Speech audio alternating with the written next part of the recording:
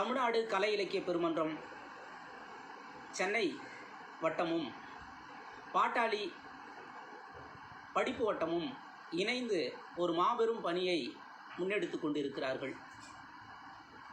வாசிப்பு என்பது மிகவும் குறைந்து போன ஒரு காலகட்ட சூழலில் நாள்தோறும் ஒரு புத்தகத்தை பற்றி வாசிக்காவிட்டாலும் செவி வழி வள்ளுவன் சொல்வதைப் போல செல்வத்துள் செல்வம், அந்த செல்வத்தின் வழி இதை நீங்கள் உணர்ந்து கொள்ளுங்கள், அறிந்து கொள்ளுங்கள் என்று தினம் ஒரு புத்தகத்தை வாசிக்கச் செய்து அதை பரிமாற செய்கின்ற, அதை பகிர்ந்து கொள்ள செய்கின்ற ஒரு மிகப்பெரிய புத்தகத்தேரை இழுத்துச் செல்கின்ற இந்த இரு பெரும் சமுதாய இயக்கங்களுக்கும் வணக்கத்தை தெரிவித்து வந்திருக்கின்ற தோழர்களுக்கு அன்பு நிறைந்த பாசத்தை தெரிவித்து இப்பொழுது என்னுடைய நூல் அறிமுக தலைப்பான கருப்பு மலர்கள் என்கின்ற புத்தகத்திற்குள் செல்லலாம் என நினைக்கிறேன். தோழர்களே, தமிழ் கவிதை வரலாறு என்பது கிட்டத்தட்ட ஒரு 3000 ஆண்டு பின்னணி கொண்டது. இந்த 3000 ஆண்டு பின்னணியில் தற்கால படைப்பிலக்கிய சூழல் என்பது அனைவரும் அறிந்தது போல ஆங்கிலேயர்களின் வருகைக்கு பிற்பாடு சாத்தியப்படுகிறது. குறிப்பாக 19ஆம் நூற்றாண்டின் இறுதியில் 20ஆம் நூற்றாண்டின் தொடக்கத்தில் இது ஒரு மிகப்பெரிய வெள்ளமென கிளம்புகிறது. இந்த சூழலில், அதாவது இந்த 19ஆம் நூற்றாண்டு 20ஆம் நூற்றாண்டு சூழ்நிலையில்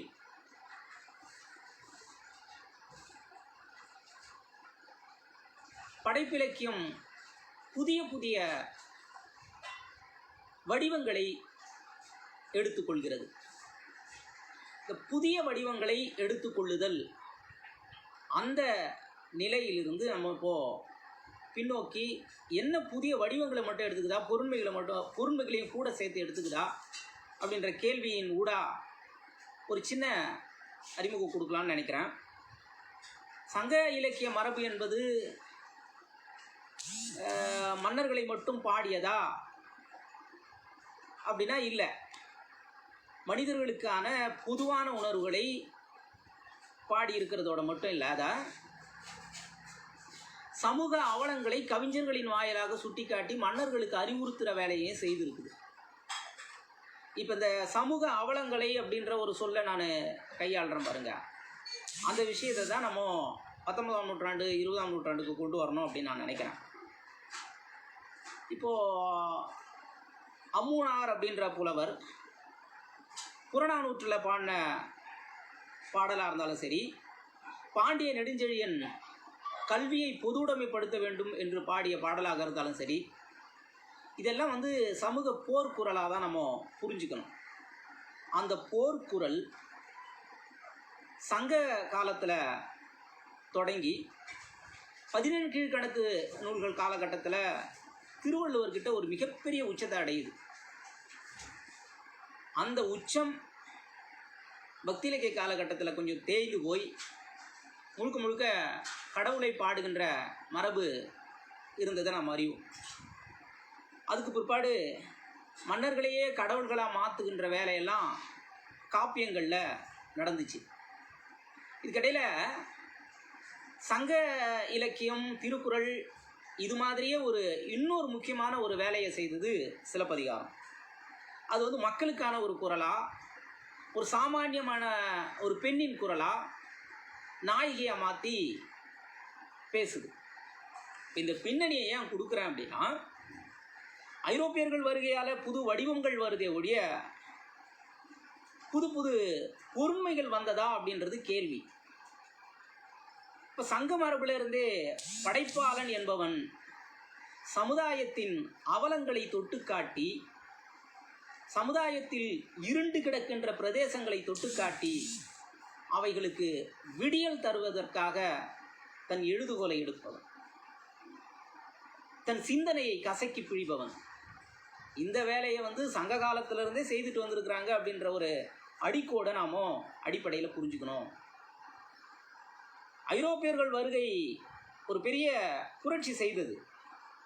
ஓலைச்சுவடிகளில் எழுத்தாணியை வச்சுக்கிட்டு எழுதிக்கிட்டு இருந்த அந்த மரபுல இருந்து மீட்டெடுத்து ஜனரஞ்சகமாக வெகுஜன வெளிக்கு இலக்கியத்தை கொண்டு வந்தது. நேற்று பேசின அச்சாக்கம் அது ஒரு முக்கியமான வேலை. பதிப்பு, அச்சு, ஊடகம் அப்படின்றது. அந்த விஷயங்கள் வருகையால் உலக இலக்கியங்கள் எல்லாம் மிக எளிமையாக எல்லாருக்கும் கிடைக்குது. எல்லாருக்கும் கிடைக்கிறதால பாரதி ஒரு புது முயற்சியை செய்து பார்க்குறார்.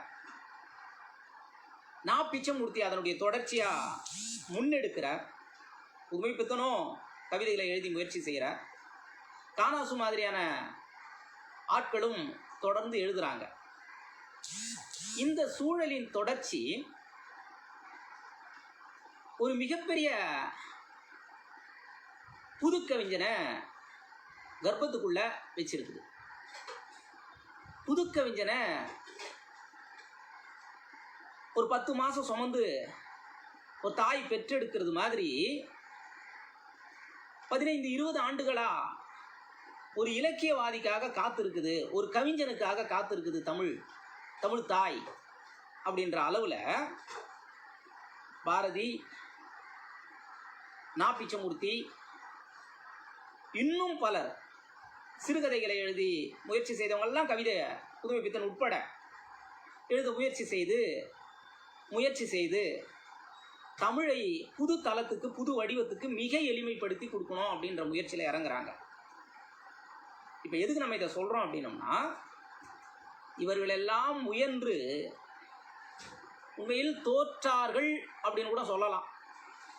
அப்படின்னு சொல்கிறத விட முழு வெற்றி பெறலை அப்படின்னு சொல்லிக்கலாம். தோற்றார்கள் என்ற வார்த்தையை கூட நம்ம எடுத்துட்டு புது கவிதையை புதுசாக புது தளத்தில் கொடுக்கணும் அப்படின்றதுல முழுமையாக வெற்றி பெறவில்லை அப்படின்னு கூட சொல்லலாம். அப்படி சொல்லலாம், எப்படி சொல்லலாம், என்ன ஆதாரம் அப்படின்னு ஒரு கேள்வி தோழர்களிடையே ஏற்பட்டுச்சுன்னா, என்னுடைய வார்த்தையில் நான் சொல்கிறத விட கவியரசு கண்ணதாசனுடைய வார்த்தையில் சொல்லலாம் அப்படின்னு நான் நினைக்கிறேன். கருப்பு மலர்கள் நூலுக்கு 1968களிலிருந்து 1970கள் 71 வரைக்கும் எழுதின கவிதைகளுடைய தொகுப்பு இந்த நூல். அப்போ 1968லேயே எழுத ஆரம்பிச்சிட்டார் நா. காமராசன், மக்கள் கவிஞன் அப்படின்றது தெரியுது. ஒரு எழுத ஆரம்பித்து 71ல் புத்தகமாகிறதுக்கு முன்னாடி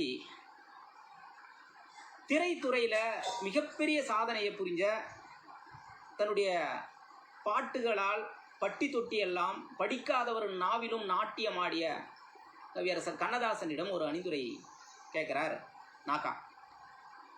ரொம்ப அற்புதமான ஒரு அணிந்துரை, படிச்சுக்காட்டினா நல்லா இருக்கும்னு நினைக்கிறேன். கருப்பு மலர்கள் ஒரு விமர்சனம் அப்படின்ற தலைப்பில் எழுதியிருக்கிறார் கவியரசர் கண்ணதாசன்.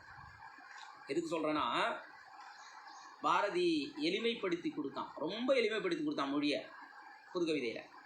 வசன கவிதை அப்படின்ற மரபுக்குள்ள அதை இன்றைய ஆய்வாளர்கள் நிறுத்துறாங்க. புது கவிதைக்குன்னு ஒரு குறியீடு இருக்குது, ஒரு படிமம் இருக்குது அப்படின்னு பிற்கால ஆய்வாளர்கள் அந்த கவிதைக்குள்ளேருந்து தோண்டி சில விஷயங்களை பார்க்குறாங்க. இந்த 2 நிலைப்பட்ட விஷயம் இருக்குது. இல்லை, வசன கவிதை அப்படின்ற ஒரு நிலையிலேருந்து அதுக்கு பிற்பாடு வர ஆய்வாளர்கள் அதை இன்னும் உள்ளே போயிட்டு அந்த கவிதைகளுக்குள்ளே என்னென்ன மாதிரியான விஷயங்களை பார்க்கலாம் அப்படின்ற தோணியில் பார்க்குற இன்னொரு கட்டமும் வருது. இதுக்கு இடைப்பட்ட காலகட்டத்தில் புது கவிதையை முயற்சி செய்தவர்களில் எப்படி நாக்கா வெற்றி பெற்றார் அப்படின்றத கவியரசர் ரொம்ப அழகாக சொல்கிறாரு. ஆனால் கவியரசருடைய வார்த்தைகள் உண்மையிலே உச்சரிக்கும் போதும் சரி, கேட்கும் போதும் சரி, மந்திர சொல்லின்பம் வேண்டும் அப்படின்றான் பாரதி. இது மாதிரி ஒரு இன்பத்தை கொடுக்குது. தோழர்களுக்கும் அதை நான் படித்து காட்டணும்னு விரும்புகிறேன். கற்பனைகள் ஆசையோடு குதித்தெழும்போது சுவையான கவிதை பிரவாகமாகிறது. எண்ணங்கள் தடையின்றி இதிலிருந்து இதுவரை என்ற வரம்பின்றி பிரவாகம் போல் ஓடும்போது அபூர்வமான முத்துக்கள் சிதறுகின்றன. மனோதர்மத்தின் ஓட்டமே மயக்கம் மிகுந்த கவிதைக்கு நியாயமாகும். மனோதர்மத்தின் ஓட்டம் வரம்பின்றி எதை நோக்கி? புத்தாக்க படைப்பை நோக்கி, கண்டதை நோக்கி இல்லை. திருவள்ளுவர் சொல்றது மாதிரி நல்வழி சார்ந்த சிந்தனை தான் இருக்கணும், நன்மைக்கான சிந்தனை தான் இருக்கணும். இப்போ இது புது கவிதை வடிவத்துக்கான ஒரு சிந்தனையாக ஓட்டமாக இது இருக்குது. பல அழகான வார்த்தைகளை ஜாலமாக போடுறார் கண்ணதாசன். நல்ல ஓவியனின் தூரிகை துணியிலே நர்த்தனம் ஆடும்போது அவன் எதிர்பார்ப்பதை விட நல்ல ஓவியம் பிறக்கிறது. ஏன்னா கவிஞன் எதை எழுத போகிறான், கவிதை எழுதுறவங்களுக்கு, படைப்பு எழுதுறவங்களுக்கு தெரியும் எதை எழுத போகிறோம் அப்படின்ற விஷயம். மனசில் தோணினாலும் எழுதும்போது, பேனா உட்காரும்போது ஒன்று தோணும், எழுதி முடிக்கும்போது ஒன்று வரும். ரொம்ப அழகாக இதை எல்லா படைப்பாளர்களும் உணர்ந்திருப்பாங்க. சொல்லும் பொருளும் கை வந்ததாகிவிட்டால் சொல்லுகின்ற எந்த பொருளும் சுவையாகிறது அப்படின்றான். படைப்பு எதை சொல்ல நினைச்சாலும் சொல்லும் பொருளும் கை வந்துருச்சுன்னா, பழமொழி சொல்லுவான் இல்லை, சாதாரணமாக போகிற பூக்களை இதெல்லாம் தண்ணி மாதிரி அப்படின்னுவான். தண்ணி மாதிரி, தண்ணின்றது வந்து ஒரு அழகான ஒரு ஓமையாக நம்ம கையாளுறோம். நான் என்ன சொல்கிறேன்னா, ஓடுகின்ற நதியை சொல்கிறேன். கண்ணதாசனை படிச்சுக்கிட்டு தண்ணி மாதிரின்றதால நீங்கள் வேறு எதுவும் யோசிச்சிடக்கூடாது தோழர்கள். ஒரு நிலைக்கு தன்னை ஒப்பு கொடுத்து கொண்டு மறுநிலையை உதாசீனப்படுத்துவது உணர்ச்சியின் விளைவே.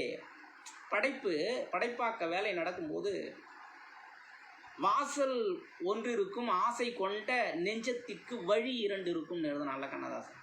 அதே கண்ணதாசன் சொல்கிறான் ரொம்ப அழகா.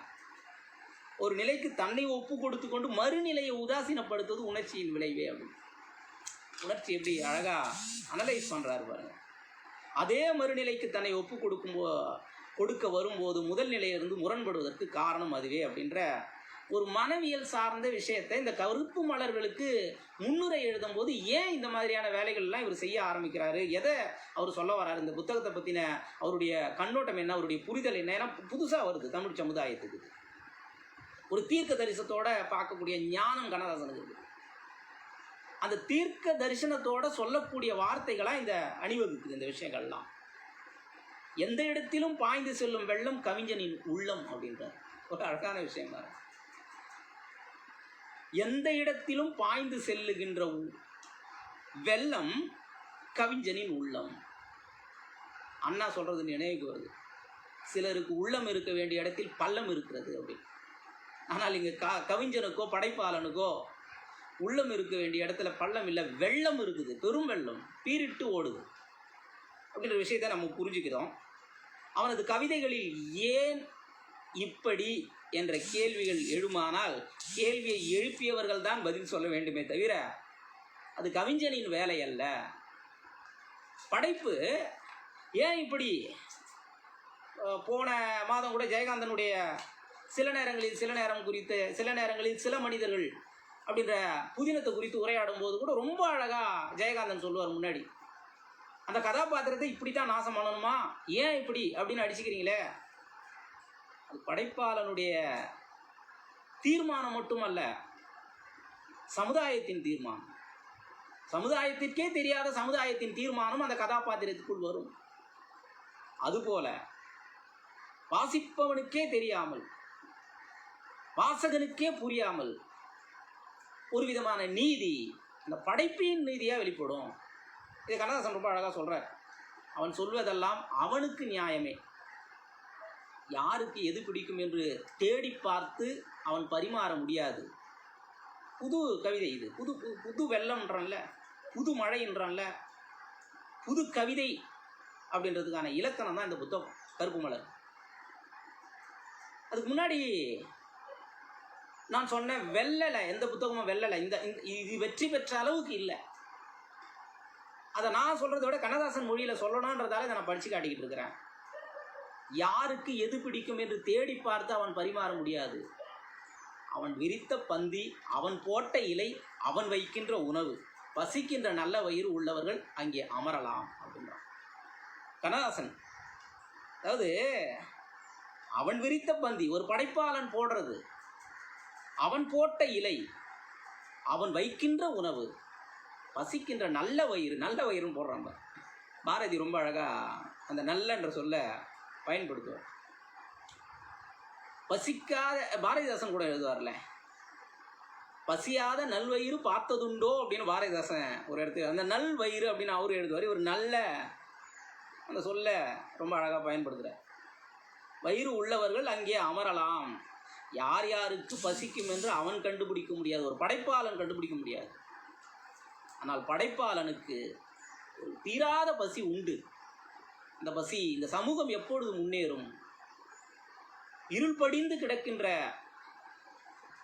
இந்த தேசம், இதில் வாழ்கின்ற மக்கள் எப்பொழுது இந்த வறுமை, திண்டாட்டம், போதாமை இதிலிருந்தெல்லாம் எப்படி வெளிவருவார்கள் அப்படின்ற பசி இருக்கும் படைப்பாளனுக்கு. ஆனால் அந்த பசியோடு பரிமாறுகிறான் அப்படின்ற விஷயம் இதுக்குள்ள இருக்கு. ஆகவேதான் எப்படி எழுதுறாமா படைப்பாளன், உலகின் பிற பாகங்களிலிருந்து அப்படி வைக்கப்படும் ஒரு விருந்து நண்பர் காமராசரின் இந்த கருப்பு மலர்கள். அதாவது கருப்பு மலர்கள் புது விருந்து தமிழ் சமுதாயத்துக்கு. உலகத்தில் இருக்கிற எவன் வேணாலும் பசியோட இருக்கிறவன் இதை உண்ணலாம் அப்படின்றாரு. உலகின் பிற பாகங்களிலிருந்து கலந்து விட்ட கவிதை நாகரிகத்தின் எதிரொலிகள் இந்த நூல் எங்கும் பரவி கிடக்கின்றன. அதாவது புது கவிதை முயற்சி தமிழ்ல தோன்றுச்சு. ஆனால் அது தமிழ்நாட்டுக்குள்ளவே இருக்கிற மரபு கவிதையிலிருந்து சற்று மாறுபட்டதே ஒழிய ஒரு விசால பார்வையால் விழுங்கி இந்த உலகத்தைன்னு பாரதிதாசன் சொல்றாரு. அந்த விசால பார்வையோட இருந்துதா அப்படின்றது கேள்வி. நாக்காவுக்கு முன்னாடி, அதாவது நா காமராசனுக்கு முன்னாடி அந்த விசால பார்வையை முதலில் அகண்டு விரித்த அறிவோட பார்க்குறார் நாக்கா அப்படின்ற விஷயத்த இங்கே சொல்றார். உலகத்தின் பிற பாகங்களிலிருந்து கலந்து விட்ட கவிதை நாகரிகத்தின் எதிரொலிகள் இந்த நூலெங்கும் பரவி கிடக்கின்றன. வெறும் இலக்கண எருவுக்குள், அதுதான் நான் சொல்லுவேன், அந்த மரபு அப்படின்னு ஒரு வார்த்தையை சொன்னேன் இல்லையா அதுக்கு முன்னாடி, அந்த விஷயத்தை கண்ணதாசன் ரொம்ப அழகாக சொல்கிறாரு பாருங்க. வெறும் இலக்கண எருவுக்குள் புழுத்த புழுக்களாய் ஆக்கியோனுக்கும் படிப்போனுக்கும் பயனின்றி வெறும் எழுத்து கோர்வையாய் வெளிவந்த நூல்கள் சில தமிழில் உண்டு. புதுக்கவிதை முயற்சி அப்படின்ற பேரில் இதுக்கு மேலே விமர்சனம் பண்ண முடியாது. இந்த ஒரு 3 வரிக்கு மேலே கண்ணதாசன் விமர்சனம் பண்ணது மாதிரி விமர்சனம் பண்ண முடியாது. அவ்வளோ அற்புதமாக சொல்கிறாரு பாருங்க. வெறும் இலக்கண எருவுக்குள் புழுத்த புழுக்களாய் ஆக்கியோனுக்கும் படிப்போனுக்கும் பயனின்றி வெறும் எழுத்து கோர்வையாய் வெளிவந்த நூல்கள் சில தமிழில் உண்டு. அந்நிலையின்றி லட்சிய வேலியையே இலக்கண வேலியாக கொண்டு புள்ளிமான்கள் போல் துளி ஓடும் கவிதைகளை இதில் நாம் காண்கலாம். காற்றுக்கென்ன வேலி, கடலுக்கென்ன மூடி அப்படின்னு எழுதணும் இல்லையா? கண்ணதாசன் தான் எழுதினாருன்னு நான் நினைக்கிறேன். அதை அந்த மாதிரி வேலி இல்லாமல் காற்றுக்கு வேலி போட முடியுமா, கடலுக்கு மூடி போட முடியுமான்னு ரொம்ப இயல்பாக கண்ணதாசன் கேட்டுட்டு போகிறார்ல போகிற போக்கில். அந்த மாதிரி ஒரு மனநிலையில் எழுதப்பட்டது தான் இந்த கருப்பு மலர்கள். இலக்கணம் மீறிய கவிதை இல்லை, இலக்கணம் படைத்த கவிதைகள் நாக்கா. இலக்கணத்தை மீறதுக்கும் இலக்கணத்தை படைக்கிறதுக்கும் வித்தியாசம் உண்டு இல்லையா? இலக்கணம் படைக்குது. இது ரொம்ப அடிக்கோடு போட்டு ஒரு 4 வரி எழுதுறாரு. எப்படி எழுதுறாரு பாருங்க. தலைப்புகள் தமிழ் மரபுக்கு புதியவை, அதுதான் புது கவிதை இல்லையா? பேசுவதை பேசுவதல்ல புதுமை, பேசுவதிலிருந்து பேசாததை, பேச வேண்டியதை பேசாமல் இருப்பதை, கட்டாயம் பேசியே ஆக வேண்டியதை, இப்படியெல்லாம் பல விஷயங்களை செய்வது தான் புதுமை. அதை செய்து இந்த புத்தகம் அப்படின்றார். கவிதைக்கான கருவும் புதுமையானது கருப்பொருள். நம்ம சொன்ன இப்போ முரண் கூட யோசிக்கலாம் நீங்கள். சங்க இலக்கியத்தில் மானுட குரல் ஒழிச்சதே, சிலப்பதிகாரத்தில் திருவள்ளுவன் உச்சம் தொட்டானே, கண்ணதாசன் அப்படி சொல்கிறேன். கவிதைக்கான கருவும் புதுமையானதே. புதுமையின் தோற்றம் முதலில் குழப்பத்தை தரும், படிக்க படிக்க மயக்கத்தை தரும். இது கண்ணதாசனுடைய வார்த்தை ஜாலம், வார்த்தைக்குள்ள தர இன்பம். புதுமையின் தோற்றம் முதலில் குழப்பத்தை தரும், படிக்க படிக்க மயக்கத்தை தரும், மயக்க வைக்கும் சொற்சித்திரங்கள் இவை. ஆனால் உண்மையிலே மயக்கம் மட்டுமா வைக்குது இது? அதையும் தாண்டி வியக்க வைக்குது.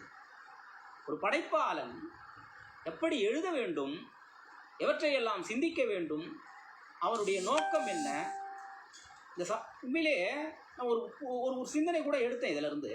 நான் அதையும் பரிமாறிக்கிறேன் நிறைவாக. இதை முடிச்சுட்டு ரொம்ப கண்ணதாசனுக்கே உரிய ஒரு பாணியில் சொல்கிறாரு பாருங்க, ரொம்ப ஆச்சரியப்படுத்துது. இந்த கவிதைகள் எப்படி இருக்கான் நாக்காவுடைய கவிதைகள்? வடக்கத்தி மங்கையர் போல் முழுக்கவும் மூடாமல், கேரள மாதர் போல் முழுக்கவும் திறந்து விடாமல், தமிழக பெண்கள் போல் ஒதுங்கியும் ஒதுங்காமல் அழகு காட்டும் கவிதைகளை இதில் நாம் காண்கிறோம். இது கண்ணதாசனுக்கே ஒரு உங்களுக்கு சொல்ல வேண்டியதில்லை. கண்ணதாசன் எப்படி எழுதுவார்? கவிதைகளை கூட பெண்ணா பார்த்ததும், பெண்ணிலிருந்து பல கவிதைகளை எடுத்ததும் கண்ணதாசனுடைய வேலைகள்ன்றது வரலாறு. நவீன உலகத்தின் ஜாடைகள் ஆங்காங்கு மின்னுகின்றன. இதனை வசன கவிதை என்பதை விட வெள்ளை கவிதை என்பது பொருந்தும். வசனை கவிதை இல்லை, இது ஒரு பளிச் அப்படின்ற ஒரு வெண்மை நிறந்த கவிதைன்னு சொல்கிறாரு.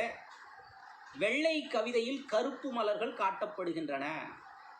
இந்த தொகுப்புக்கு தமிழுக்கு புதியதல்ல. இதுதான் நான் சொல்ல வந்த விஷயம். இந்த தொகுப்பு தமிழுக்கு புதியதல்ல, ஆனால் பலர் முயன்று தோற்றது. நான் சொன்னேன் இல்லையா இதுக்கு முன்னாடி, பலரும் முயற்சி செய்தார்கள் ஆனால் வெற்றி பெறவில்லைன்னு சொன்னேன். கண்ணதாசன் அந்த வார்த்தையே கொண்டு வந்து போட்டார்.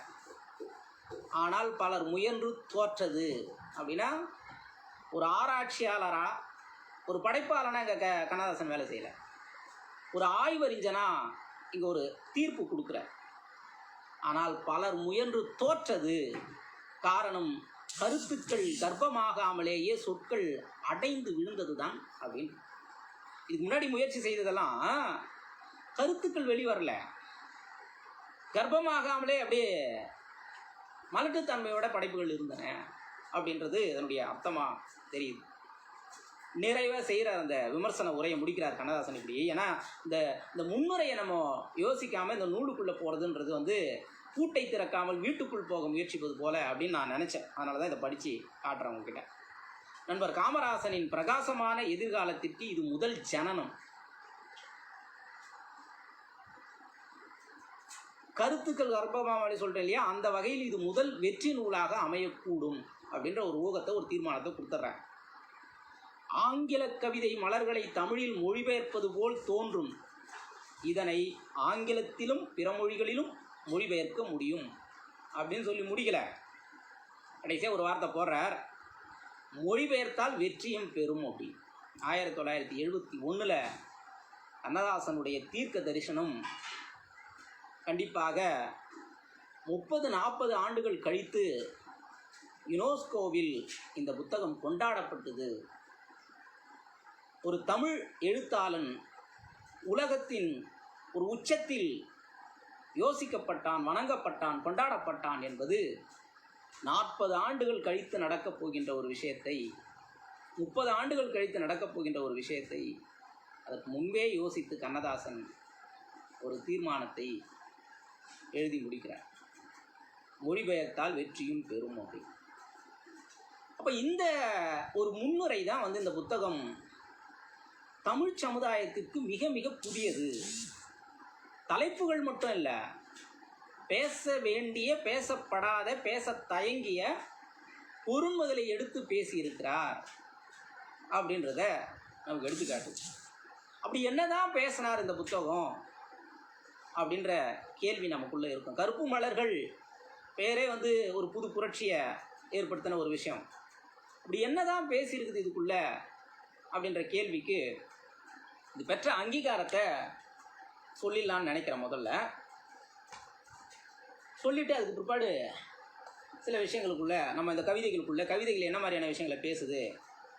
தமிழர்கள் வாழும் இடங்களிலெல்லாம் வீடுதோறும் உச்சரிக்கப்படும் ஒரு பெயர் தான் நாகா.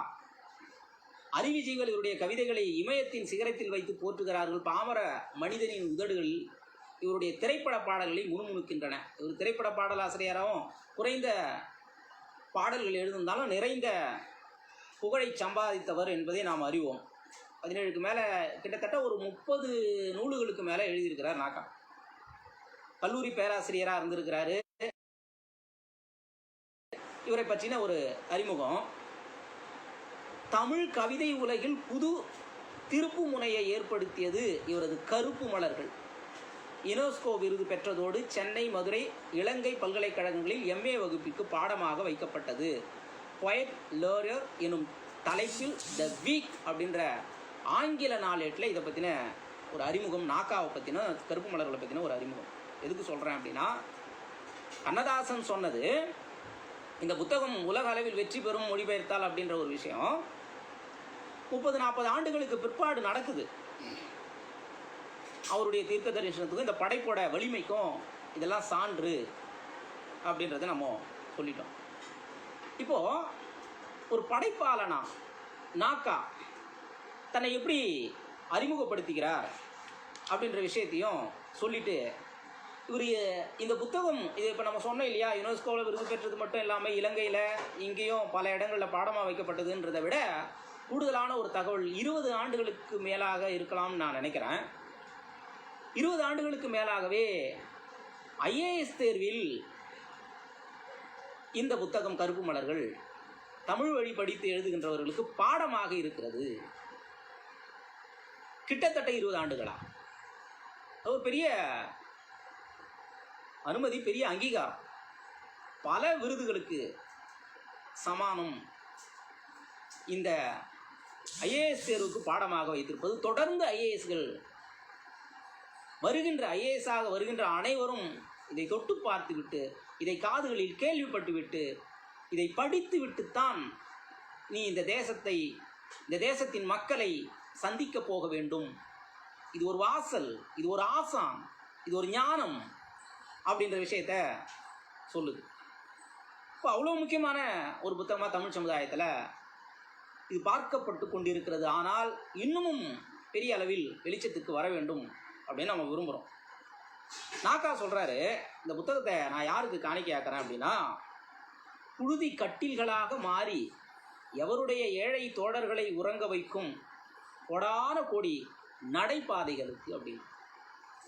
நாக்காவுடைய கவிதைகளில் ஒரு பொம்மை பாடகையாக இருந்தாலும் சரி, சகாராவை தாண்டாத ஒட்டங்களாக இருந்தாலும் சரி, ஆப்பிள் கனவாக இருந்தாலும் சரி, இன்னும் தாஜ்மஹாலும் ரொட்டி துண்டாக இருந்தாலும் சரி, மலையும் ஜீவநதிகளாக இருந்தாலும் சரி, இப்படி ஏராளமான புத்தகங்களை, சூரியகாந்தியாக இருந்தாலும் சரி, ஏராளமான கவிதை புத்தகங்களை தமிழுக்கு கொடுத்த நாக்கா ஏதோ ஒரு வகையில் நடைபாதைகளை குறித்து ஒரு வேலையை, ஒரு உரையாடலை செய்துக்கிட்டே இருக்கிறார் நாகாமராஜ்.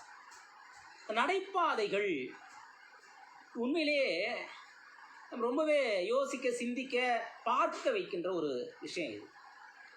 நான் மகா மயானம்னு புதுமை பித்தன் கூட ஒரு கதை எழுதுறாரு. இந்த தேசம் எப்படி இருக்குது, இந்த உலகம் எப்படி இருக்குது, இதில் இருக்கிற மனிதர்கள் எப்படி இருக்கிறாங்க அப்படின்றத பற்றி ஒரு பெரிய சுடுகாடாக இருக்குதுடா அந்த உலகம் அப்படின்னு. இன்றைய இப்போ தற்போதைய சூழ்நிலைக்கு அதை நம்ம உண்மையிலேயே பொருத்தமாக இருக்கும். ஏன்னா அந்த தொற்று அப்படின்ற ஒரு நோய் ஆட்டி படைச்சிக்கிட்டு மனித சமுதாயத்தை தின்று எரிந்து கொண்டு இருக்குது. அறிவியல் எல்லாம் எங்கே போச்சு அப்படின்றது மாதிரியும், அதிகாரங்களும் ஆட்சிகளும் எங்கே போச்சு அப்படின்றது மாதிரியும் ஒரு கேள்வியை சட்டையை பிடித்து உழுக்குகின்றன. கண் முன்னாலே உறவுகள் காணாமல் போகின்றன. வாழ வேண்டியவர்கள்.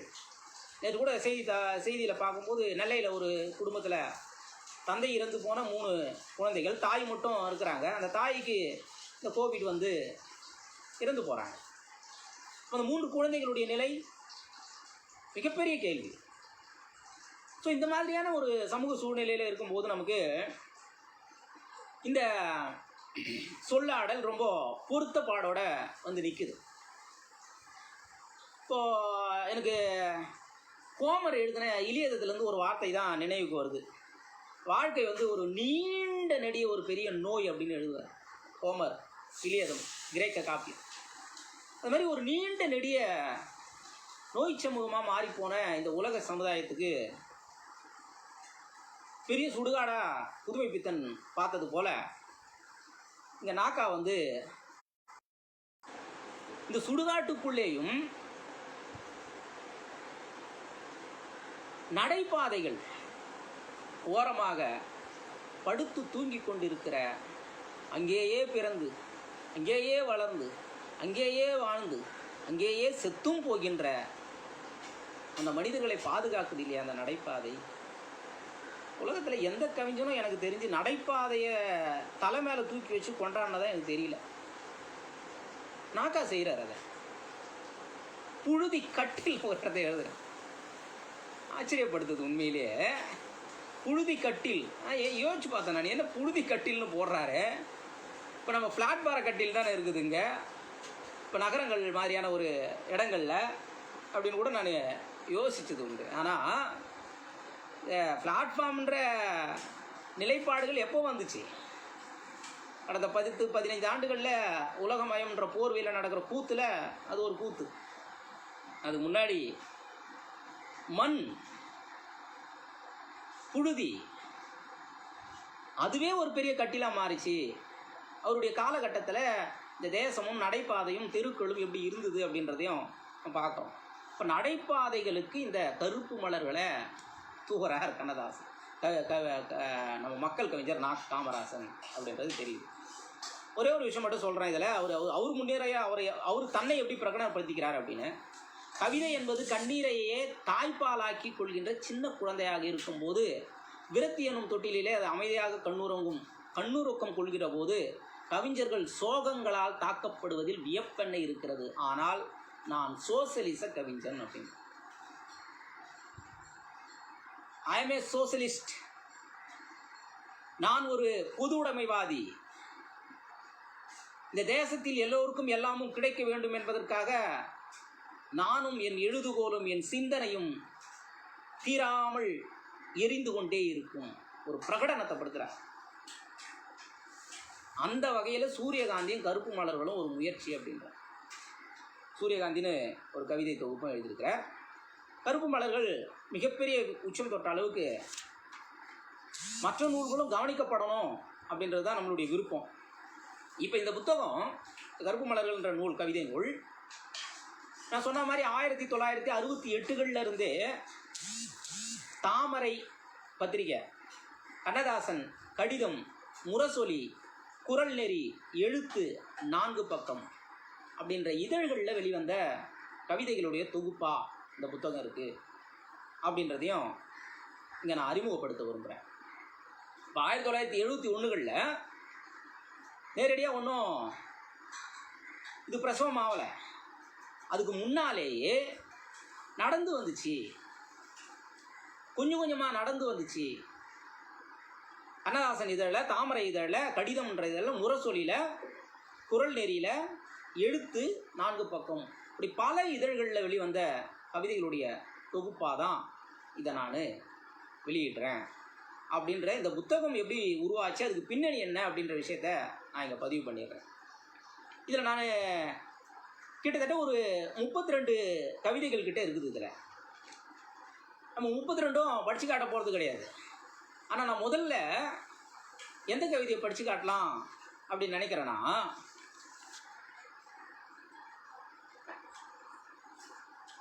முதல் கவிதை அப்படின்னு கடைசியில் ஒரு கவிதை எழுதியிருக்கிறார். அந்த கடைசியில் எழுதப்பட்ட கவிதையை தான் நான் இங்கே படித்து காட்டணும் அப்படின்னு நான் நினைக்கிறேன். இது எதுக்காக எழுதப்பட்டது அப்படின்றது இன்றைய பதிப்பில், இப்போது அந்த பதிப்பில் ஒரு பெரிய கூத்து நடந்துன்னு இருக்குது, பெரிய தப்பு நடந்துன்னு இருக்குது. முதல்ல பதிப்பிச்ச நூல்களை கரெக்டாக கவனித்து பதிப்பிக்கிறது கிடையாது, இஷ்டத்துக்கு பதிப்பிக்கிறாங்க. இது நாக்கா ஐயாவுடைய படைப்புகள் வேற நாட்டுடைமையாக்கப்பட்டுச்சு. அதனால் எல்லா பதிப்பகங்களும் எடுத்துக்கலாம், பார்த்துக்கலாம் அப்படின்ற மாதிரி யோசிக்கிறோம்.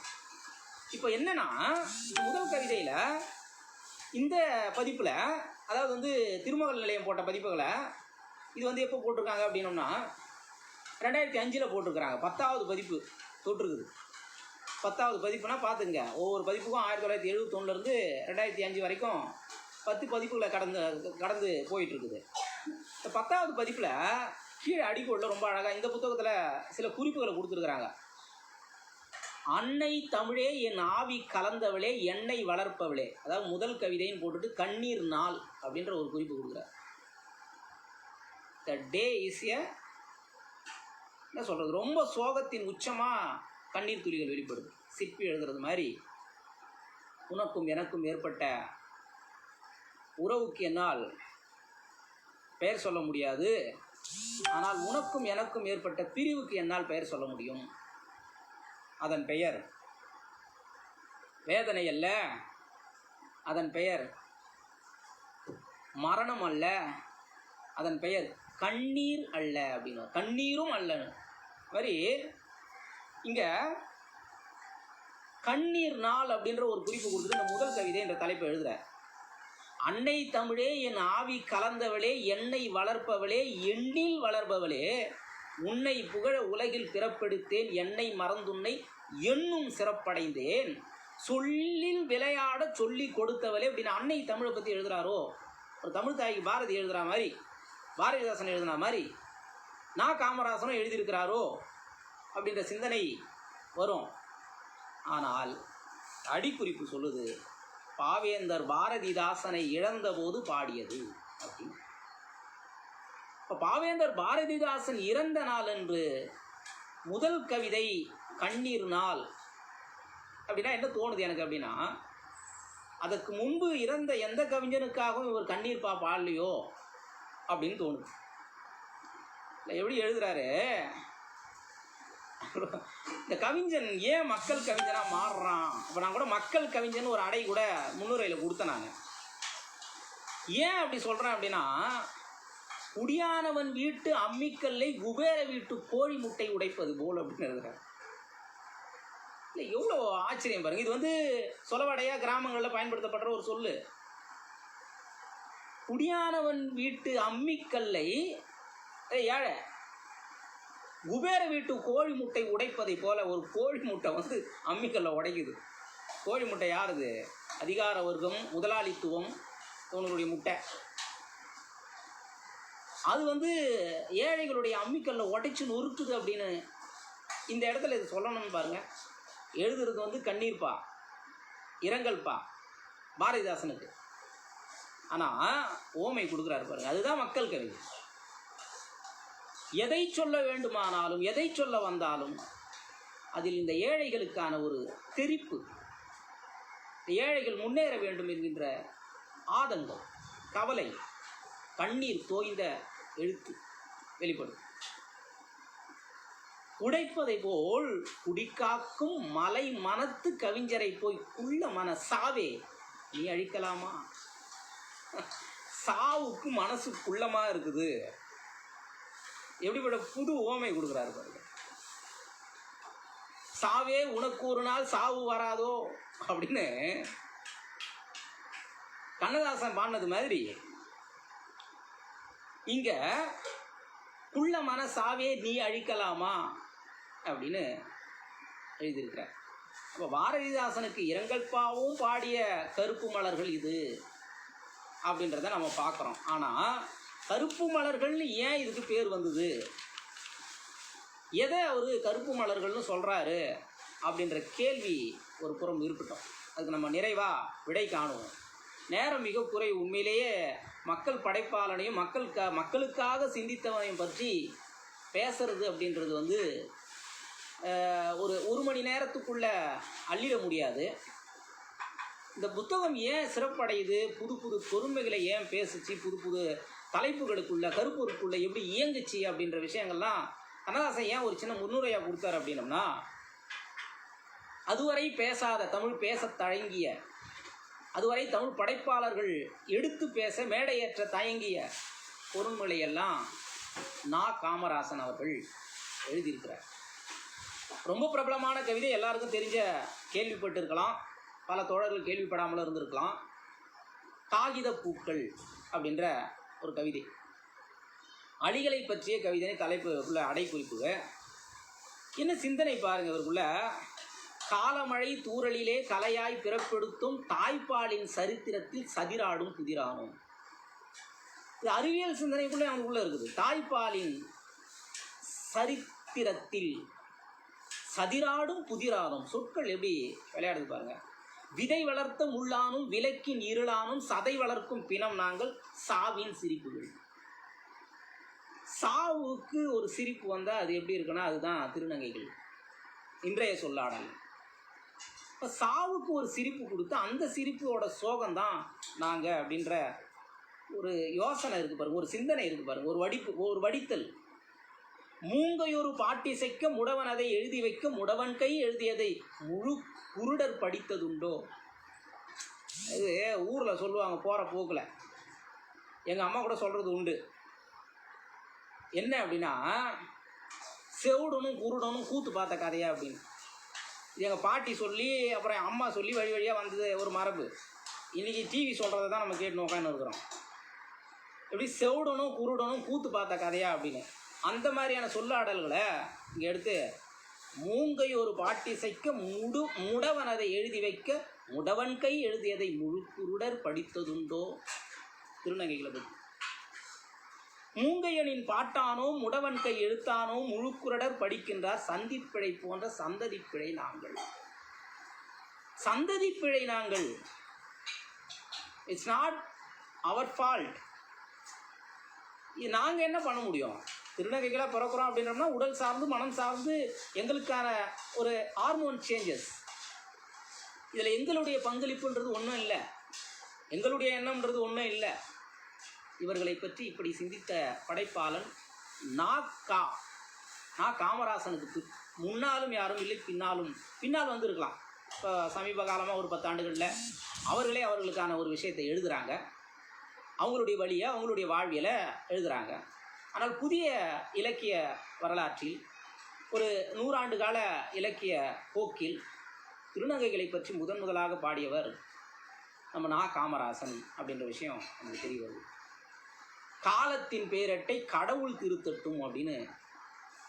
கடவுள்னு சொல்கிறீங்க இல்லையா, திருநங்கைகளை நாங்கள் அவதரிக்கிறதுக்கு அவர் தான் காரணம் அப்படின்னோம்னா அவர் திருத்தட்டும், இதுக்கு எங்களுக்கு எந்த விதமான பங்களிப்பும் இல்லை அப்படின்னு சொல்லி முடிக்கும்போது ரொம்ப அழகாக முடிக்கிறாரு. தலை மீது பூவை வைப்போம் தாரணியோர் கல்லறையில் பூ வைத்தல் முறைதானே. கல்லறை மாதிரி வாழ்கிறோம் அப்படின்ற இதோட இருக்கிற நடைப்பினங்கள்ன்ற சொல்லலாம் நமக்கு தெரியும். ஆனால் கல்லறை அப்படின்ற ஒரு சொல்லை கொண்டு வந்து அவங்களுடைய வாழ்வியலுக்கு சொல்கிறாரு. பூத்த உயிர் கல்லறைகள் நாங்கள் அப்படின்னு சொல்லி முடிச்சுட்டு கடைசி வார்த்தை ரொம்ப அழகான சொல் விளையாட்டுக்குள்ளே வராரு. தாய்ப்பெண்ணோ முல்லைப்பூ தனிமலடி தாழம்பூ வாய்ப்பந்தல் போடுகின்ற நாங்கள் காகித பூக்கள். இது மனம் இருக்காது, பார்ப்பதற்கு ஈர்ப்பாக இருக்கும், ஆனால் சுவாசத்தை ஈர்த்தால் வாசம் இருக்காது. வாசம் இல்லா மலர் இது வசந்தத்தை தேடுதுன்னு டீராஜ் பிற்காலத்தில் எழுதுகிறார் பாட்டில். அது மாதிரி முடிக்கிறார் அந்த பாட்டை. இப்போது இதுக்கப்புறம் இதில் இருக்கிற ஒவ்வொரு கவிதையும் நிலாச்சோறு கவிதையாக இருந்தாலும் சரி, அஞ்சலி அப்படின்ற ஒரு அஞ்சலி செலுத்துகிற ஒரு கவிதையாக இருந்தாலும் சரி, கருத்தம்மான்ற ஒரு கவிதையை நான் சொல்லணும்னு நினைக்கிறேன். குறிப்பிட்டு இந்த கருப்பு மலரில் இருக்கிற கருத்தம்மா, கருப்பு மலருக்குள் ஒரு கருத்தம்மா இருக்கிறான். என்ன அப்படின்னா, உங்களுக்கு தெரியும் கேரளாவில் மலையாள எழுத்தாளரான தகழி சிவசங்கரம். தகழி சிவசங்கரம் எழுதின செம்மின்னு புகழ்பெற்ற நாவல் அது திரைப்படமாக வந்து ஜனாதிபதி அவார்டும் வாங்கிச்சு. அந்த செம்மின் நாவலில் வர கதாநாயகி இந்த கருத்தம்மா. ஒரு படைப்பு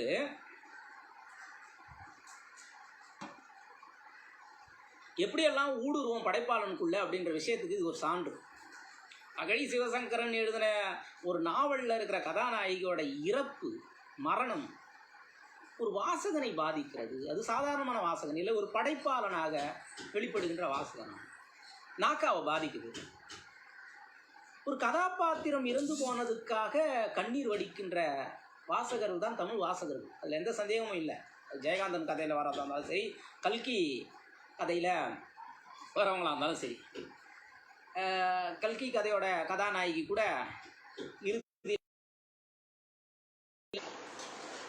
கல்கியோட நாவலில் வர கதாபாத்திரமாக இருந்தாலும் சரி,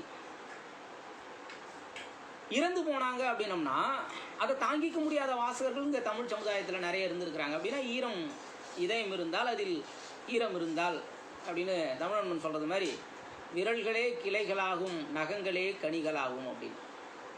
அது மாதிரி இங்கே ஈரத்தோடு இருக்கிற படைப்பாளர் இல்லையா, அவர் சாதாரணமாகவே இந்த சமூகத்தில் வீழ்ந்து கிடக்கின்ற இன்னும் எந்த விதமான வசதி வாய்ப்பும் ஏற்படாதவர்களுக்காக பாடுறவர். இப்போ இந்த கருத்தம்மான்றது ஒரு மீனவ பெண், எப்படி ஒரு ஒரு இழவு பாடல்னு சொல்லுவோம் இல்லையா, தமிழில் வந்து ஒப்பாரி பாடல்னு, அந்த மாதிரியான ஒரு ஒப்பாரியை முன்வைக்கிறாரு. 300 நாள் மூண்டெழுந்த கவிக்கனலின் ஜுவாலைகளில் என் விழிகள் சுவைத்திருந்த எழுத்துலக கோப்பைகளின் மதுவானாய். இதுக்கு என்ன ஒரு சொல் பிரயோகம், என்ன மாதிரியான ஒரு புரிதல் பாருங்க. என் விழிகள் சுவைத்திருந்த எழுத்துலக கோப்பைகளின் மதுவானாய். எழுத்தை வந்து கோப்பையாகவும் எழுத்தை வந்து மதுவாக பார்க்கறது, ஏன் மதுவாக பார்க்குறார் அவர் அப்படின்றதெல்லாம் நம்ம கேள்வி கேட்க வேண்டியதில்லை. என் விழிகள் சுவைத்திருந்த எழுத்துலக கோப்பைகளின் மதுவானாய், மனப்பாழின் திரையாகி மாயைகளின் உடையாகி மண்ணுலகில் கனப்பொழுதே நடமாடும் காதலுடன் உறவாடி கனவானாய். கனப்பொழுதே, மண்ணுலகில் கனப்பொழுதே உறவாடும் காதல் அப்படின்றது ரொம்ப ரொம்ப தத்துவார்த்தமான சொல், தத்துவார்த்தமான புரிதல். அதை செய்கிறார். அதுக்கப்புறம் தான் அந்த ஒப்பாரி பாடல் துணி. கருத்தம்மே கருத்தம்மே கடல் நீரில் மூழ்கிவிட்ட செம்மீனே, உறுப்பெல்லாம் கவி சுமந்த ஊர்வலமே கண்ணீரின் உற்சவமே என்ற. உறுப்பெல்லாம் கவி சுமந்த ஊர்வலமே அப்படின்னு கவிஞர்களுக்கு எல்லா இடத்துலையும், அதாவது வந்து இழவு பாட்டு பாடும்போது கூட ஒரு ரசனை இருக்கும். அது கம்பனாக இருந்தாலும் சரி, வள்ளுவனாக இருந்தாலும் சரி. வள்ளுவன் எங்கே இழவு பாட்டு பாடியிருக்கிறான்னா ஆய்வு செய்ய வேணாம், வள்ளுவன் எழுதியிருந்தால் அதை கட்டாயம் செய்திருப்பார். அதனால தானே காமத்துப்பாலில் சொல்கிறார் இல்லையா, பல இடங்களில் அந்த மாதிரியான சொல்லாடல் வருது. இது வந்து கண்ணு இல்லை என்னை சாவடிக்கிற யம அப்படின்ற ஒரு விவரணை வருது, பெண்ணுடைய கண்களை பார்த்து அப்படின்றதெல்லாம் நம்ம பார்க்கலாம். தகழியனும் குயவனை உன் ஜனனத்தால் பிரம்மாவாய் இனம் காட்டும் புகழ் மகளே. தகழி சிவசங்கரனுக்கு புகழ் வந்தது உன்னால தான் அப்படின்ற மாதிரி எழுதுகிறார். புகழ் மகளே பொன் பூவே அப்படின்னு கருத்தம்மாவை பற்றி எழுதுகிற ஒரு விவரணையாக இருந்தாலும் சரி. சபதம் அப்படின்னு ஒரு கவிதை. சபதம் ஏற்றுக்கொள்கிறேன் நான் சாவை ஏற்றுக்கொள்கிறேன், சம உடைமை பூக்களின் மண் சாரமாக செல்கிறேன். இந்த சம உடைமை பூக்கள்ன்றது தான் நம்ம முன்னுரையில் அவர் சொன்ன நான் சோசியலிஸ்ட் கவி அப்படின்றதுக்கான ஒரு சாரம். இப்படி ஒவ்வொரு கவிதையிலும் அனாதைகளை பற்றின ஒரு பாடல். அனாதைகளே உங்கள் பாடகன் பாடுகிறான் அரை வெண்ணிலவின் மீன்களின் ஒளியில், 1000 நுரை மலர் ஆற்றங்கரையில் ஆவியின் நாக்கில் மௌனத்தின் குரலில் அவன் பாடுகிறான் அனாதைகளே. இப்போ அனாதைகளை பற்றி சிந்திக்கிறது அப்படின்றது இந்த புத்தகத்துக்குள்ளே வெளிப்பட்டிருக்குது. நடை பிணங்கள்னு சொல்லிட்டு ஒரு தலைப்பில் எழுதுகிறார். இதுக்கு முன்னாடி நம்ம பேசணும், கல்லறைகள்னு சொல்லிட்டு தன்னை ஒரு கல்லறையாக உமைச்சிக்கிற திருநங்கைகள், அதிலிருந்து அப்படியே இன்னொரு தளத்துக்கு வந்து நடைப்பிணங்கள் அப்படின்ற சொல்ல கட்டுறார். அது யாருக்காக எழுதப்பட்டது அப்படின்னா, மலைவாழ் பழியர் குலத்தின் சோக வாழ்க்கை பாடல். ஒரு கவிஞன் நிலத்தில் வாழ்கின்றவர்கள், தன்னை சுற்றி வாழ்கின்றவர்கள், நடைபாதையில் வாழ்கின்றவர்களை பற்றியெல்லாம் சிந்திக்கிற கவிஞன் அதோட நிறுத்திக்கல, மலைவாழ் சமுதாயத்துக்கு போகிறார். மலைவாழ் சமுதாயத்தில் என்ன மாதிரியான பாடுகள் அவங்களுக்குள்ளே இருக்குது, அவங்க எப்படிலாம் துடிக்கிறாங்க, அவங்க எப்படிலாம் தன் வாழ்வாதாரத்துக்காகவும் தினசரி உணவுக்காகவும் போராடுகிறார்கள் அப்படின்றது. கோடை மலை சாரல் குளிர் நதியின் சங்கீதம் அலஞ்சிப்பூ நந்தவனும் அந்தவன முற்றுகைக்குள் ஆசை நிழல் தேக்குமரம் அங்கேயோர் தேன்கூடு தேன்பூட்டு மாளிகைக்கு திருடர் குலம் நாங்கள் ஐயா. நாங்கள் ஒன்றும் சமுதாயத்தில் வந்து திருடல, இயற்கை கொடுக்குற தேன் அதை எடுத்தேன் அப்படின்றது மாதிரி ஒரு அழகான இனிப்பு திருடர்களா இவங்கள. பால் சுரந்து மலடாகும் பச்சை நிறை கொடி கள்ளி, தேன் சுரந்து தாயாகும் தெக்கணத்து சர்க்கரைப்பூ இதழ் தொட்டு சத்தமிடும் தேனீக்கள். மரபு கவிதை துணியும் அதுக்குள்ளே இருக்குது. ஆனாலும் பாடுபொருள் புதுமை, பார்க்கும் பார்வை புதுமை அந்த கவிதைக்குள்ளே இருக்குது அப்படின்னு பார்க்குறோம். ரத்த புஷ்பங்கள் அப்படின்னு ஒரு கவிதை எழுதியிருக்கிறாரு. இந்த ரத்த புஷ்பங்கள் எங்கள் பூமியிலே காற்றில் ஏறிடும் பாடகனே, எங்கள் குளம் தழைக்க ஓர் முறை இன்னிசை நீரூற்று இல்லையெனில் உனது மாய இன்சுவை தேன் கூடு கல்லறையாகிவிடும், எங்கள் கண்ணீர் வற்றிவிடும் அப்படின்னு சொல்லிட்டு புஷ்பங்களை, ரத்த புஷ்பங்களா, ரோஜா செடி, ரோஜாவை வந்து வித்தியாசமான பார்வையில் பார்த்தவர் நாக்கா பல இடங்களில் கூட ஒரு கவிதையில் வரும், நான் அதை சொல்கிறேன். இப்போ செம்மண் அப்படின்ற ஒரு கவிதையும் போகுது. செம்மண் பாதை வழியே தேநீர் அருந்த சென்ற போது உருவமான மனக்கனவுகள் அப்படின்னு சொல்லிட்டு சில கற்பனைகளையும் அவர் எடுத்து எழுதுகிறாரு.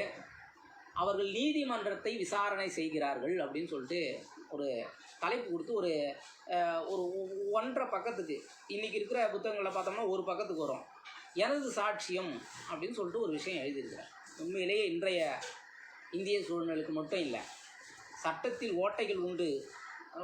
ஒரு படத்தில் கூட ஒரு வசனம் வரும், அது இந்தியாவை ஆள்றது சாட்டை அப்படின்ற படத்தில் நினைக்கிறேன். இந்தியாவை ஆள்றது சட்டங்கள் இல்லை, சட்டத்தில் இருக்கிற ஓட்டைகள் தான் அப்படின்றத உனக்கு புரிய வைக்கிறேன்டா. அப்படி இந்தியாவை ஆள்றது எது அப்படின்னம்னா சட்டத்தில் இருக்கிற ஓட்டைகள் அப்படின்றாங்கல்ல, அந்த மாதிரி ரொம்ப அதுக்கு முன்னாடியே சிந்திச்சிருக்கிறாரு. நீதிமன்றங்களின் உயர்ந்த கட்டிடங்களை பார்த்துவிட்டு தெருவோரத்து பிச்சைக்காரிகளையும் அனாதைகளையும் வாழ துடித்த சில மாஜி கைதிகளையும் சந்தித்த போது எனது கண்ணீரின் வெப்பநிலை அதிகரிக்கிறது. ஒரு உரைநடை வர இடையில கொடுக்குறார் கருப்பு மலர்கள். ஒரு 1.5 பக்கத்துக்கு ஒரு சின்ன முன்னுரை மாதிரி ஒரு கொடுக்குறார். அதில் என்ன ஒரு உருவகம் பண்ணுறாரு அப்படின்னம்னா, இந்த நீதிமன்றங்கள் வந்து வெறுமனே தபால் பெட்டிகள் மாதிரி ஆகிப்போச்சு அப்படின்ற. இது எவ்வளோ பெரிய ஆச்சரியமான ஒரு விமர்சனம் பாருங்கள். ஒரு ஒரு ஒரு கத்தி எடுத்து கழுத்து நேராக வச்சு விமர்சிக்கிறது மாதிரி ஒரு விமர்சனம். நீதிமன்றங்கள் தபால் பெட்டிகள் மாதிரி தான், ஒன்றும் பெரிய அளவில் ரியாக்ட் பண்ணுறது கிடையாது, அது போய் சேருத ஒழிய செயல் இல்லை. நீதி தேவதை வந்து ரொம்ப கவலைப்பட்டுக்கிட்டு இருக்கிறா அப்படின்ற விஷயத்தெல்லாம் எழுதுறாரு. பிச்சைக்காரிகளை பற்றி ஒரு கவிதை எழுதுறாரு, தலைப்பே பிச்சைக்காரி அப்படின்னு சொல்லிட்டு ரொம்ப இயல்பாக இவர் கண்ணதாசன் கிட்ட வந்து விழுற மாதிரி இவர்கிட்ட வந்து வந்துருக்குது. இரவு கூட விடியலில் மன்னிக்கப்படுகிறது, இன்னும் நாங்கள் மன்னிக்கப்படவில்லை. இரவு கூட விடியலில் மன்னிக்கப்படுகிறது, இன்னும் நாங்கள் மன்னிக்கப்படவில்லை. கால்நடைகள் கட்டுத்தறிகளை நோக்கி போவதை போல் நாங்கள் சிறைச்சாலைகளை நோக்கி போய்கொண்டே இருக்கிறோம். எமக்கு இந்த உலகில் பெறுவதற்கு என்ன இருக்கிறது? கைவிலங்குகளை தவிர. பிச்சைக்காரர்கள், யாராலும் கேட்கப்படாத அனாதைகள் அதிகார வர்க்கத்தால் எப்படியெல்லாம் துண்டாடப்படுகிறார்கள், எப்படியெல்லாம் வஞ்சிக்கப்படுகிறார்கள், இந்த விஷயத்தெல்லாம் ரொம்ப அற்புதமாக இதில் தான் சொல்கிறார். சிறைச்சாலைகளில் முடிவதில் வியப்பொன்றும் இல்லை, நீ நீதி தேவனின் ஆலயம் என்று நம்பினேன். இது சிறைச்சாலைகளை, காவல்துறையை, காவல் நிலையத்தை எவ்வளோ அழகாக கொண்டு வர்றார் பாருங்க. நீ நீதி தேவனின் ஆலயம் என்று நம்பினேன், ஆனால் நீதி தேவனும் நீ வெறும் தபால் நிலையம்தான். முகவரியை மட்டும் பெற்றுவிட்டால் வெற்றுத்தாள்கள் கூட உனது அனுமதியோடு நீதி தேவனை சந்தித்து விட முடிகிறது. இதோ நான் ஒரு பிச்சைக்காரி. அது நீதிமன்றங்களை ஒரு தபால் நிலையத்துக்கு சமானமாக வச்சு பார்க்கறது அப்படின்றது அப்பொழுதைய சிந்தனையில் மிகப்பெரிய ஒரு விமர்சனம். குடிகாரரை பற்றி ஒரு கவிதை எழுதியிருக்கிறாரு. மதுவே ராஜ திரவியமே, மகா கவிகளின் தாய்ப்பாலே அப்படின்னு.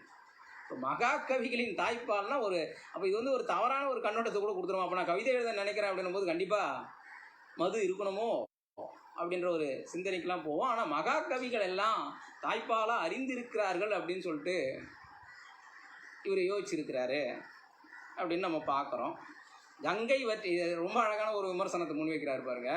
இந்தியாவில் கங்கை வற்றி போனாலும் மது வெள்ளம் பாய்ந்து கொண்டே தான் இருக்கும் அப்படின்னு. எப்படியோ இந்த ஊரடங்கில் அடங்கி இருக்குது அப்படின்றது சந்தோஷம் நமக்கு எல்லாருக்கும் உண்மையிலேயே. ஆனால் இந்தியா அப்படின்றது பறந்து விரிந்த தேசம். இந்த தேசத்தில் கங்கையே வற்றி போனாலும் மது வெள்ளம் ஓடிக்கொண்டே, இங்கே இன்னும் சில தாஜ்மஹால்கள் உருவாகாவிட்டாலும், இன்னும் சில ரவிவர்மாக்கள் பிறக்காவிட்டாலும், இன்னும் சில மதுக்கோப்பைகளாவது காலியாகட்டும். இது வந்து மதுவை ஆதரிக்கிற ஒரு விஷயம் கிடையாது. இந்த சமுதாயத்தில் கலைஞர்கள் அங்கீகரிக்கப்படாமல் இருக்கிறார்கள். அதனால் அவர்கள் நிலை மாறுகிறது, அவர்கள் தடுமாறுகிறார்கள், வழி தெரியாத திசையை நோக்கி பாழாய் போய்விடுகிறார்கள் அப்படின்ற ஒரு விஷயத்தை தான் இந்த குடிகாரன் அப்படின்ற தலைப்புள்ள அவர் கொண்டு வர. நீ மகாகவிகளின் தாய்ப்பாலாக இருக்கலாம், ஆனால் சாமானியனுக்கு பாதை காட்டாத ஒரு இடமா தான் இருக்கிற அப்படின்ற ஒரு விஷயத்த முன்வச்சு விமர்சனம் பண்ணுறாரு. நீயாவது பாலைவனத்து ஒட்டக பாதையிலும் வசந்த மலர்களை தூவலாமே, தூவாயா அப்படின்னு கேட்குறாரு. இந்த ஒட்டகங்கள், சகராவை தாண்டாத ஒட்டகங்கள் அப்படின்ற விஷயத்தை பாண்டிச்சேரியெலாம் கொண்டு வந்திருக்கிறாரு. மதுவை பற்றி எழுதிட்டு பாண்டிச்சேரியை பற்றி சொல்லாமல் இருந்தால் எப்படி? பாண்டிச்சேரியே தலைநகரமாக்குவோம், பாலைவனத்திற்கு மட்டும் மதுவிலக்கு சட்டம் போடுவோம், வேண்டுமென்றால் அங்கே காந்தி சிலை வைப்போம் அப்படின்றார். எங்கே மதுவிலக்கு சட்டம் போடுவோம், வேண்டுமானால் அங்கே காந்தி சிலை வைப்போம் பாலைவனத்தில்? எதுக்கு? மிகப்பெரிய கேள்வி எழுப்போம், பெரிய தோண்ட வைக்க இந்த விஷயம், இந்த சொற்கள்.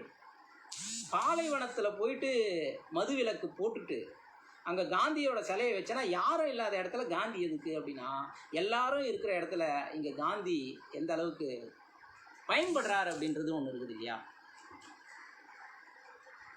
காந்தி ரூபாய் நோட்டுகளில் பயன்படுகிறார், காசில் இருப்பதாலேயே வாழ்ந்து கொண்டிருக்கிறாரோ? ஆனால் அவர் சொல்லிய வாசகமான அகிம்சை இங்கு போற்றப்படுகிறதா, கொண்டாடப்படுகிறதா, நடைமுறைப்படுத்தப்படுகிறதா, பின்பற்றப்படுகிறதா அப்படின்ற கேள்விலாம் இதுக்குள்ளே இருக்குது. ஒட்டகங்களோடு ஆடு வளர்ப்போம் அப்படின்னு சொல்லிட்டு இந்த கவிதை நீளுது, மதுவை பற்றின கவிதை. இப்போது இந்த கவிஞன் வந்து இந்த மாதிரியான இவர்களை மட்டுமே பாடியிருக்கிறாரா, வேற யாரையும் பாடலையா அப்படின்னா, இயற்கை சார்ந்த பார்வை ரொம்ப அற்புதமான ஒரு விஷயமா இருக்குது. வால் முளைத்த மண்ணே, வசந்தத்தின் பச்சை முத்திரையே, உடல் மெலிந்த தாவரமே, உன்னை பனித்துளிகளின் படுக்கை அறைம்பேன் அப்படின்னு. அதாவது மண்ணுக்கு வால் முளைச்சிருக்குது, அதுதான் புல் அப்படின்ற பார்வை எல்லாம் சொல்லி வானவில் பற்றி ரொம்ப அற்புதமான கவிதை. தளிர், புழுதி, ரோஜா தோட்டங்களும் புல்புல் பறவைகளும், ஒரு சேரி கிராமமும் தபால்காரனின் மனமும் அப்படின்னு சொல்லிட்டு தபால்காரரை பற்றி ரொம்ப அற்புதமான ஒரு மாசி பிறையடிக்கும் ராத்திரிகள் சொல்ல வேணும் அப்படின்னு சொல்லிட்டு எழுதி, எழுத்து சுமைக்காரர் எங்க வீரு தபால்காரர் அப்படின்ற விஷயத்தெல்லாம் எழுதுகிறாரு. கருப்பு மலர்கள் அப்படின்ற ஒரு தலைப்பை மட்டும் நான் படிச்சுட்டு இந்த புத்தகத்தை நான் நிறைவு செய்யலாம் அப்படின்னு நினைக்கிறேன். வானவில் கவிதை ரொம்ப அற்புதமான, இந்த பொல்லாத வானம் மழையை தூறிக்கொண்டு துணியையும் உலர்த்துகிறது அப்படின்னு சொல்லிட்டு சொல்கிறாரு. கடலை பற்றி, கடல் புயலோட வேட்டை நாய் அப்படின்னு ரொம்ப அற்புதமான ஒரு சொல்லாடலை பயன்படுத்தியிருப்பார். கண் இந்த பிரபஞ்ச வனத்தின் பகல் பூக்கள் சொல்லிட்டு ரொம்ப அற்புதமான புருவ கொடியருகே பொன்னிமையின் உள்ளே அப்படின்லாம் எழுதிட்டு கடைசியாக அவர் ரொம்ப அழகாக முடிப்பார். அதாவது காற்றில் அணைகின்ற கைவிளக்கு பல உண்டு, இவையோ மூச்சு காற்றின்றி அணைகின்ற கண் விளக்கு அப்படின்னு. கண்ணை ஒரு விளக்கா வானம்பாடி பறவைகளை பற்றி, கல்லறை தொட்டில்கள்னு ஒரு தலைப்பு. பல கவிதைகள் இருந்தாலும் தொடர்ச்சியாக கடைசி இந்த கருப்பு மலர்கள் அப்படின்ற தலைப்பு ஏன் வச்சார் அப்படின்றத பற்றி மட்டும் சொல்லி நான் நிறைவு செய்யலான்னு நினைக்கிறேன். மரணத்தை பற்றி சிந்திக்கும் போது கூட அவருடைய உயிர் மாதிரி எழுதுகிறாரு. ஏன்னா ஒரு சேரியில் போதைங்க, அங்கே கொசுக்களின் ரீங்காரம் இருக்கட்டும் அப்படின்லாம்.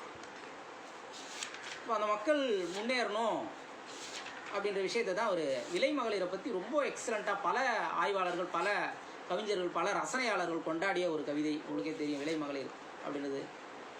நாங்கள் எப்படிப்பட்ட வாழ்க்கையை வாழ்ந்துன்னு இருக்கிறோம் அப்படின்றது ரொம்ப ஆச்சரியமான சொல்லாடல்ல சொல்கிறார்.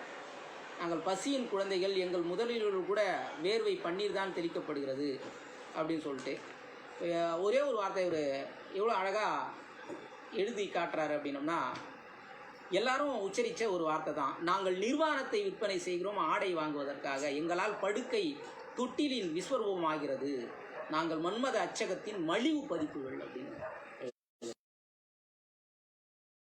வாழ்க்கைக்குள்ளே போகிறீங்க, நீங்கள் என்னை சோசியலிஸ்ட் ஆக்கினீர்கள் அப்படின்னு சொல்லிட்டு ஒரு கவிதை பிரகடனமாக வெளிப்படுது. அது முடிச்சுதான் அந்த கருப்பு மலர்கள் கவிதை வருது. முன்னும் ஒரு வசந்தருது, முதல் பூக்கள் உதிர்ந்து விழும், மோகாலய சிறுபெழுது, பின்மாலை வானவெளி, பிறை ஓட மேகங்கள், உங்களுடைய சிறுவீதி, அங்கே ஒரு யாத்ரிகன் வந்தான். இந்த கருப்பு மலர்கள் அப்படின்றது நீக்ரோக்களை பற்றின கவிதையாக வெளிப்பட்டிருக்குது. அவர்கள் இந்த உலகத்தில் எப்படி ஒதுக்கி வைக்கப்பட்டார்கள், ஏன் வெறுக்கப்படுகிறார்கள், அவர்களுடைய வழி எப்படிப்பட்டது அப்படின்ற விஷயத்தெல்லாம் சொல்லுது. அப்போது உலகம் தழுவிய பார்வையோடு உலகத்தில் இருக்கின்ற அனைத்து ஒடுக்கப்பட்ட அதிகார வர்க்கத்தால் ஒடுக்கப்பட்டு கொண்டிருக்கிற, முதலாளித்துவத்தால் ஒடுக்கப்பட்டு கொண்டிருக்கிற மிக சாமானியமான மனிதர்களுக்காக ஒரு கவிஞனுடைய எழுதுகோள் எல்லா இடங்களிலும் கண்ணீர் சிந்தி இருக்கிறது. அந்த கவிஞன் மக்களுக்கான கவிஞன். எனவே இந்த மக்கள் கவிஞர் நா. காமராசன் அவர்களை என்றும் தமிழ் சமூகம் கொண்டாட வேண்டும், இன்றும் என்றும் என்று கூறி இந்த நல்ல வாய்ப்பை ஏற்படுத்தி கொடுத்த தமிழ்நாடு கலை இலக்கிய பெருமன்றத்திற்கும் பாட்டாளி படிப்பு வட்டத்திற்கும் நன்றியை கூறி இந்த அளவில் இந்த நாளை நிறைவு செய்கிறேன். நன்றி, வணக்கம்.